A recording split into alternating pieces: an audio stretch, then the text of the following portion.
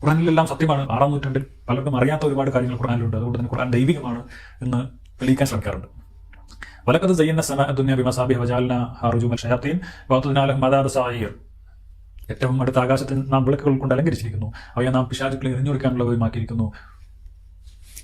ഏറ്റവും അടുത്ത ആകാശം അള്ളാഹുവിന്റെ ഒരു കൺസെപ്റ്റ്, ഒരു ഭാവന എന്ന് പറഞ്ഞാൽ ഈ ആകാശം എന്ന് പറഞ്ഞാൽ അത് 7 ഫ്ലോറുള്ള ഒരു ബിൽഡിംഗ് ആണ്. അതിൽ നമ്മൾ ഗ്രൗണ്ട് ഫ്ലോറിലാണ്. ഗ്രൗണ്ട് ഫ്ലോർ ഭൂമിയാണ്. അതിന്റെ മേലെ ഇങ്ങനെ അലങ്കരിച്ച വിളക്കുകളാണ് ഈ നക്ഷത്രങ്ങൾ.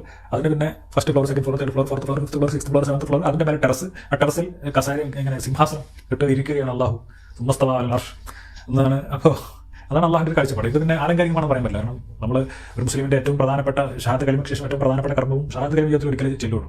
പിന്നെ അവൻ വീണ്ടും ഈ ദിവസം 5 നേരം ആവർത്തിക്കപ്പെടുന്ന ഒരു കർമ്മമാണ് നിസ്കാരം. അത് കിട്ടിയത് മിറാജിനാണെന്ന് പറഞ്ഞു. അപ്പോൾ ഓരോ ആകാശം കടന്ന് പോയ ഒരു സംഭവം വിശ്വസിക്കാത്ത മുസ്ലിം ഇല്ല. അത് വിശ്വസിക്കാതെ എന്നാൽ പിന്നെ ഇസ്ലാമിൽ പുറത്തു പോകുമെന്നാണ്. അപ്പോൾ അത് തീർച്ചയായിട്ടും ഒരു ശാസ്ത്ര വിരുദ്ധമാണ്.